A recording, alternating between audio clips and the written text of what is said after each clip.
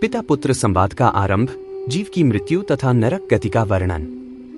जैमिनी ने पूछा, श्रेष्ठ पक्षियों, प्राणियों की उत्पत्ति और लय कहाँ होते हैं? इस विषय में मुझे संदेह है। मेरे प्रश्न के अनुसार आप लोग इसका समाधान करें। जीव कैसे जन्म लेता है, कैसे मरता है और किस प्रकार गर्भ में पीड़ा सहकर माता के उदर में निवास करता है? फिर गर्भ से बाहर निकलने पर वह किस प्रकार बुद्धि को प्राप्त होता है और मृत्यु काल में किस तरह चैतन्य स्वरूप के द्वारा शरीर से विलग होता है? सभी प्राणी मृत्यु के पश्चात पुण्य और पाप दोनों का फल भोगते हैं, किंतु वे पुण्य और पाप किस प्रकार अपना फल देते हैं? ये सारी बातें मुझे बताइए, जिससे मेरा सब संदेह दूर हो जाए। पक्षी बोले, महर्षि, आपने हम लोगों पर बहुत बड़े प्रश्न का भार रख दिया। इसकी कहीं तुलना नहीं है। महाभाग, इस विषय में एक प्राचीन वृत्तांत सुनिए। पूर्व काल में एक परम बुद्धिमान भृगुवंशी ब्राह्मण थे। उनके सुमति नाम का एक पुत्र था। वह बड़ा ही शांत और जड़ रूप में रहने वाला था। उपनयन संस्कार हो जाने के बाद उस बालक से उसके पिता ने कहा, सुमते, तुम सभी वेदों को क्रमशः आद्योपांत पढ़ो, गुरु की सेवा में लगे रहो और भिक्षा के अन्न का भोजन किया करो।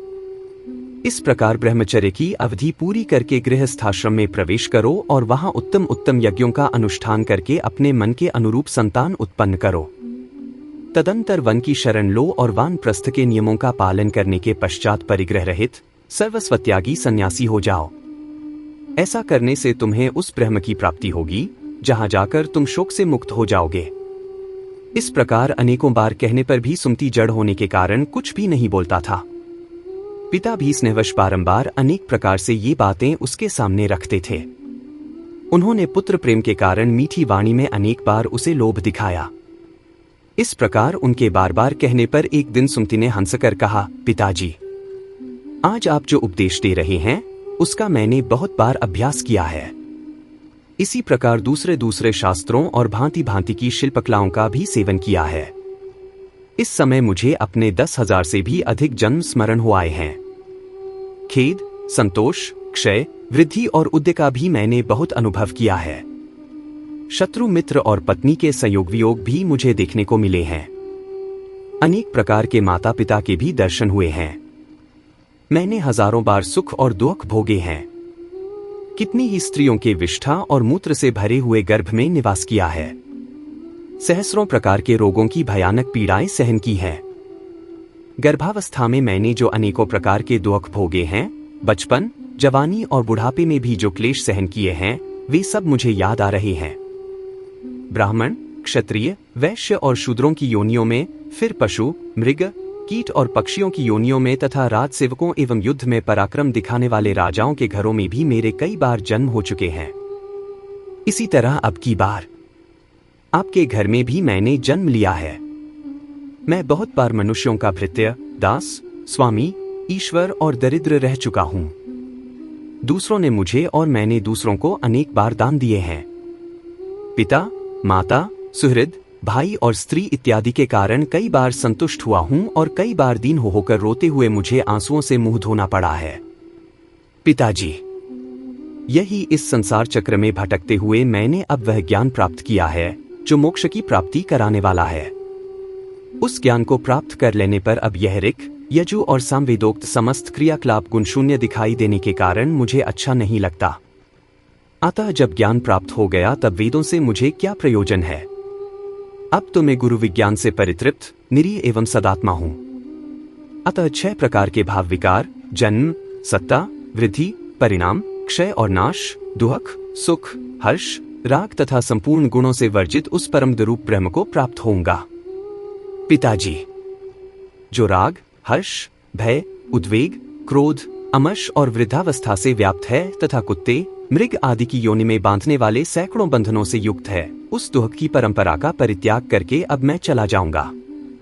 पुत्र की यह बात सुनकर महाभाग पिता का हृदय प्रसन्नता से भर गया। उन्होंने हर्ष और विस्मय से गदगद वाणी में अपने पुत्र से कहा, बेटा, तुम यह क्या कहते हो? तुम्हें कहां से ज्ञान प्राप्त हो गया? पहले तुम में जड़ता क्यों थी और इस समय ज्ञान कहां से जग उठा? क्या यह मुनियों अथवा देवताओं के दिए हुए शाप का विकार था, जिससे पहले तुम्हारा ज्ञान छिप गया था और इस समय पुनः प्रकट हो गया?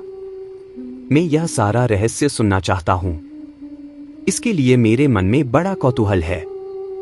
बेटा, तुम पर पहले जो कुछ बीत चुका है वह सब मुझे बताओ।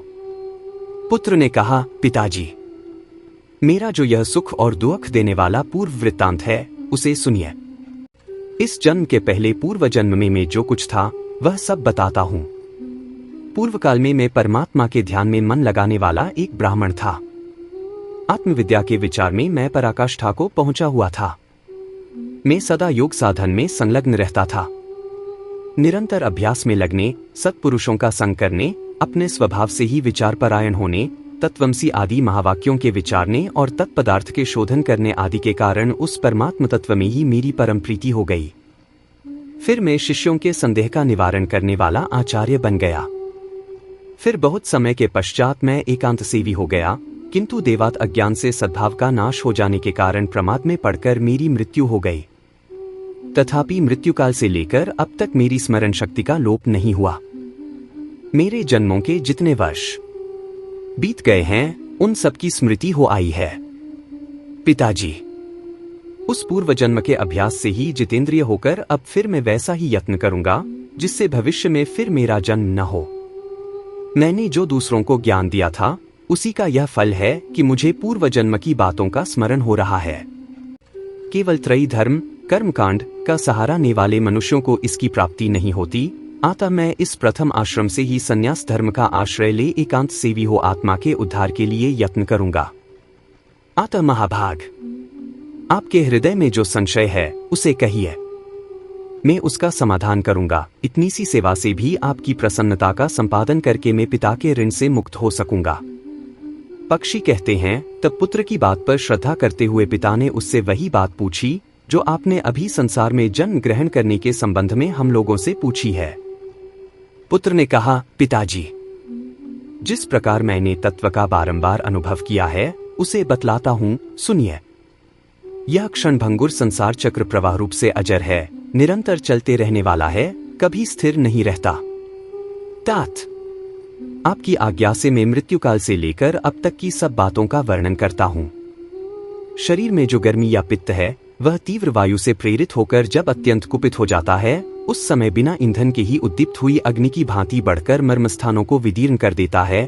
तत्पश्चात उदान नामक वायु ऊपर की ओर उठता है और खाए पिए हुए अन्न जल को नीचे की ओर जाने से रोक देता है। उस आपत्ति की अवस्था में भी उसी को प्रसन्नता रहती है जिसने पहले जल, अन्न एवं रस का दान किया है। जिस पुरुष ने श्रद्धा से पवित्र किए हुए अंतःकरण के द्वारा पहले अन्नदान किया है वह उस रुग्णावस्था में अन्न के बिना भी तृप्ति लाभ करता है। जिसने कभी मिथ्या भाषण नहीं किया, दो प्रेमियों के पारस्परिक प्रेम में बाधा नहीं डाली तथा जो आस्तिक और श्रद्धालु है वह सुखपूर्वक मृत्यु को प्राप्त होता है। जो देवता और ब्राह्मणों की पूजा में संलग्न रहते, किसी की निंदा नहीं करते तथा सात्विक, उदार और लज्जाशील होते हैं, ऐसे मनुष्यों को मृत्यु के समय कष्ट नहीं होता। जो कामना से, क्रोध से अथवा द्वेष के कारण धर्म का त्याग नहीं करता, शास्त्रोक्त आज्ञा का पालन करने वाला तथा सौम्य होता है, उसकी मृत्यु भी सुख से होती है। जिन्होंने कभी जल का दान नहीं किया है उन मनुष्यों को मृत्युकाल उपस्थित होने पर अधिक जलन होती है तथा अन्न दान न करने वालों को उस समय भूख का भारी कष्ट भोगना पड़ता है। जो लोग जाड़े के दिनों में लकड़ी दान करते हैं वे शीत के कष्ट को जीत लेते हैं। जो चंदन दान करते हैं वे ताप पर विजय पाते हैं तथा जो किसी भी जीव को उद्वेग नहीं पहुंचाते वे मृत्युकाल में प्राणघातिनी वेदना का अनुभव नहीं करते। मोह और अज्ञान फैलाने वाले लोग महान भय को प्राप्त होते हैं। नीच मनुष्य तीव्र वेदनाओं से पीड़ित होते रहते हैं। जो झूठी गवाही देते, झूठ बोलते, बुरी बातों का उपदेश देते और वेदों की निंदा करते हैं, वे सब लोग मूर्छाग्रस्त होकर मृत्यु को प्राप्त होते हैं। ऐसे लोगों की मृत्यु के समय यमराज के दुष्ट दूत हाथ में हथौड़ी एवं मुदगर लिए आते हैं। वे बड़े भयंकर होते हैं और उनकी देह से दुर्गंध निकलती रहती है। उन यमदूतों पर दृष्टि पड़ते ही मनुष्य कांप उठता है और भ्राता, माता तथा पुत्रों का नाम लेकर बारंबार चिल्लाने लगता है। उस समय उसकी वाणी स्पष्ट समझ में नहीं आती। एक ही शब्द, एक ही आवाज सी जान पड़ती है। भय के मारे रोगी की आंखें झूमने लगती हैं और उसका मुख सूख जाता है। उसकी सांस ऊपर को उठने लगती है। दृष्टि की शक्ति भी नष्ट हो जाती है। फिर वह अत्यंत वेदना से पीड़ित होकर उस शरीर को छोड़ देता है और वायु के सहारे चलता हुआ वैसे ही दूसरे शरीर को धारण कर लेता है, जो रूप, रंग और अवस्था में पहले शरीर के समान ही होता है। वह शरीर माता पिता के गर्भ से उत्पन्न नहीं, कर्मजनित होता है और यातना भोगने के लिए ही मिलता है। तदंतर यमराज के दूत शीघ्र ही उसे दारुण पाशों से बांध लेते हैं और डंडों की मार से व्याकुल करते हुए दक्षिण दिशा की ओर खींच ले जाते हैं। उस मार्ग पर कहीं तो कुश जमे होते हैं, कहीं कांटे फैले होते हैं, कहीं बाम्बी की मिट्टियां जमी होती हैं, कहीं लोहे की कीलें गड़ी होती हैं और कहीं पथरीली भूमि होने के कारण वह पथ अत्यंत कठोर जान पड़ता है। कहीं जलती हुई आग की लपटें मिलती हैं तो कहीं सैकड़ों गड्ढों के कारण वह मार्ग अत्यंत दुर्गम प्रतीत होता है। कहीं सूर्य इतने तपते हैं कि उस राह से जाने वाला जीव उनकी किरणों से जलने लगता है। ऐसे पथ से यमराज के दूत उसे घसीटकर ले जाते हैं। वे दूत घोर शब्द करने के कारण अत्यंत भयंकर जान पड़ते हैं। जिस समय वे जीव को घसीट कर ले जाते हैं, सैकड़ों गीदड़ियां जुटकर उसके शरीर को नोच नोच कर खाने लगती हैं। पापी जीव ऐसे ही भयंकर मार्ग से यमलोक की यात्रा करते हैं। जो मनुष्य छाता, जूता, वस्त्र और अन्न दान करने वाले होते हैं, वे उस मार्ग पर सुख से यात्रा करते हैं। इस प्रकार अनेक प्रकार का कष्ट भोगता हुआ पाप पीड़ित जीव विवश होकर 12 दिनों में धर्मराज के नगर तक पहुंचाया जाता है। उसकी यातना में शरीर के जलाए जाने पर जीव स्वयं भी अत्यंत दाह का अनुभव करता है। उसी प्रकार मारे और काटे जाने पर भी उसे अत्यंत भयंकर वेदना होती है। अधिक देर तक जल में भिगोए जाने के कारण भी जीव को भारी दुख उठाना पड़ता है। इस प्रकार दूसरे शरीर को प्राप्त होने पर भी उसे अपने कर्मों के फलस्वरूप कष्ट भोगने पड़ते हैं। उसके भाई बंधु जो तिल और लकी अंजलि देते तथा पिंडदान करते हैं, वही उस मार्ग पर जाते समय उसे खाने को मिलता है। भाई बंधु यदि अशौच के भीतर तेल लगावें और उपटन मलवावे तो उसी से जीव का पोषण किया जाता है, अर्थात वह मैल ही उन्हें खानी पड़ती है, अतः ये वस्तुएं वर्जित हैं। इसी प्रकार बांधवगण जो कुछ खाते पीते हैं वह मृतक जीव को मिलता है, अतः उन्हें भोजन की शुद्धि पर भी ध्यान रखना चाहिए। यदि भाई बंधु भूमि पर शयन करें तो उससे जीव को कष्ट नहीं होता और यदि वे उसके निमित्त दान करें तो उससे मृत जीव को बड़ी तृप्ति होती है। यमदूत जब उसे साथ लेकर जाते हैं तो वह 12 दिनों तक अपने घर की ओर देखता रहता है। उस समय पृथ्वी पर उसके निमित्त जो जल और पिंड दिए जाते हैं, उन्हीं का वह उपभोग करता है। मृत्यु से 12 दिन बीतने के पश्चात यमपुरी की ओर खींचकर ले जाया जाने वाला जीव अपने सामने यमराज के नगर को देखता है, जो बड़ा ही भयानक है। उस नगर में पहुंचने पर उसे मृत्यु, काल और अंतक आदि के बीच में बैठे हुए यमराज का दर्शन होता है, जो कज्जल राशि के समान काले हैं और अत्यंत क्रोध से लाल लाल आंखें किए रहते हैं। दाढ़ों के कारण उनका मुख बड़ा विकराल दिखलाई पड़ता है। टेढ़ी भौहों से युक्त उनकी आकृति बड़ी भयंकर है। वे कुरूप, भीषण और टेढ़े मेढ़े सैकड़ों रोगों से घिरे रहते हैं। उनकी भुजाएं विशाल हैं। उनके एक हाथ में यमदंड और दूसरे में पाश है। देखने में वे बड़े भयानक प्रतीत होते हैं। पापी जीव उन्हीं की बताई हुई शुभाशुभ गति को प्राप्त होता है। झूठी गवाही देने और झूठ बोलने वाला मनुष्य रौरव नरक में जाता है। अब मैं रौव का स्वरूप बतलाता हूं, आप ध्यान देकर उसे सुने। रौरव नरक की लंबाई चौड़ाई 2000 योजन की है। वह एक गढ़ के रूप में है जिसकी गहराई घुटनों तक की है। वह नरक अत्यंत दुस्तर है। उसमें भूमि के बराबर तक अंगार राशि बिछी रहती है। उसके भीतर की भूमि दहकते हुए अंगारों से बहुत तपी होती है। सारा नरक तीव्र वेग से प्रज्वलित होता रहता है। उसी के भीतर यमराज के दूत पापी मनुष्य को डाल देते हैं। वह धधकती हुई आग में जब जलने लगता है तो इधर उधर दौड़ता है, किंतु पग पग पर उसका पैर जल भुनकर राख होता रहता है। वह दिन रात में कभी एक बार पैर उठाने और रखने में समर्थ होता है। इस प्रकार सहस्रों योजन पार करने पर वह उससे छुटकारा पाता है। फिर दूसरे पापों की शुद्धि के लिए उसे वैसे ही अन्य नरकों में जाना पड़ता है। इस प्रकार सब नरकों में यातना भोग कर निकलने के बाद पापी जीव तिर्यक योनि में जन्म लेता है।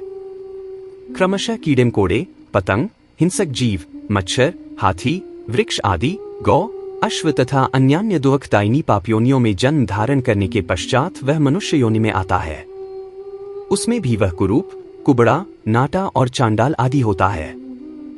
फिर अवशिष्ट पाप और पुण्य से युक्त हो वह क्रमशः ऊंचे चढ़ने वाली योनियों में जन्म लेता शूद्र, वैश्य, क्षत्रिय, ब्राह्मण, देवता तथा इंद्र आदि के रूप में उत्पन्न होता है।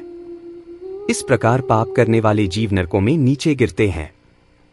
अब पुण्यात्मा जीव जिस प्रकार यात्रा करते हैं उसको सुनिए। वे पुण्यात्मा मनुष्य धर्मराज की बताई हुई पुण्यमयी गति को प्राप्त होते हैं। उनके साथ गंधर्व गीत गाते चलते हैं, अप्सराएं नृत्य करती रहती हैं तथा वे भांति भांति के दिव्य आभूषणों से सुशोभित हो सुंदर विमानों पर बैठकर यात्रा करते हैं। वहां से पृथ्वी पर आने पर वे राजाओं तथा अन्य महात्माओं के कुल में जन्म लेते और सदाचार का पालन करते हैं। वहां उन्हें श्रेष्ठ भोग प्राप्त होते हैं। तदंतर शरीर त्यागने के बाद वे पुनः स्वर्ग आदि ऊपर के लोकों में जाते हैं। ऊपर के लोकों में होने वाली गति को आरोहणी कहते हैं। फिर वहां से पुण्य भोग के पश्चात जो मृत्यु लोक में उतरना होता है वह अवरोहणी गति है। इस अवरोहणी गति को प्राप्त होने पर मनुष्य फिर पहले की ही भांति आरोहणी गति को प्राप्त होते हैं।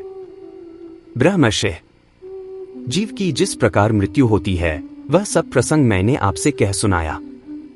अब जिस तरह जीव गर्भ में आता है उस विषय का वर्णन सुनिए। अगर आपको हमारी ये वीडियोस पसंद आ रही हैं तो प्लीज हमारे चैनल को सब्सक्राइब एवं लाइक जरूर करिएगा और अपने रिश्तेदारों और दोस्तों के साथ यह ज्ञान शेयर जरूर करिएगा। और अगली वीडियो जल्द ही आएगी।